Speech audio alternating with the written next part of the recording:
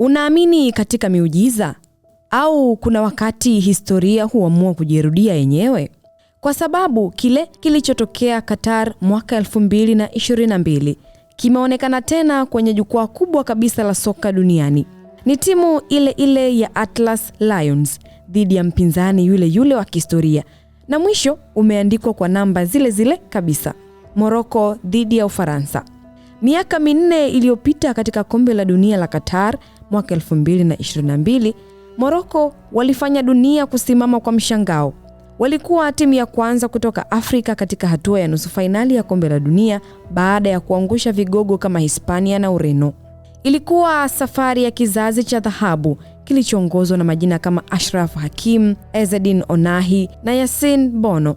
Walikuwa wameandika historia ambayo hakuna timu nyingine ya Afrika iliyowahi kuandika kabla yao. Lakini mbele yao kulikuwa na ukuta mmoja mgumu zaidi.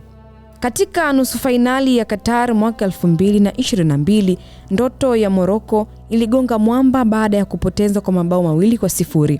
Mabao ya Theo Hernandez na Ronda Kolo Muani yaliwafanya Les Bleus kusonga mbele na kuacha Atlas Lions wakiwa na heshima kubwa, lakini wakiwa nje ya mashindano. Lakini miaka 4 baadaye, historia ikaamua kufungua ukurasa mwingine. Katika kombe la dunia la mwaka 2026, Morocco walirudi tena kwenye hatua kubwa, wakiwa na baadhi ya mashujaa wale wale waliowahi kuandika historia. Walijikuta tena wakikabiliana na Ufaransa. Safari hii ilikuwa robo fainali kwenye uwanja wa Boston tarehe 9 Julai mwaka 2026. Na kama ilivyokuwa Qatar, Ufaransa walionyesha kwa nini wamekuwa moja ya mataifa yenye nguvu zaidi katika soka la dunia.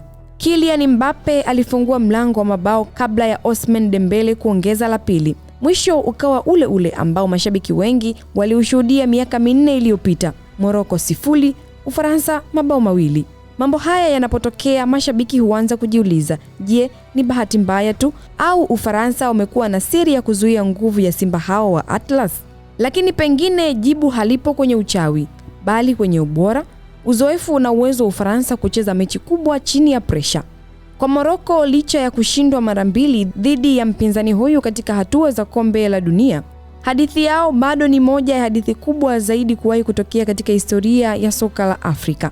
Kwa sababu wakati mwingine kushindwa hakufuti historia, na Morocco tayari wameandika ukurasa ambao hakuna mtu atakaoweza kuufuta. Hii ni AyoTV Sports, mimi ni Gladness Joseph.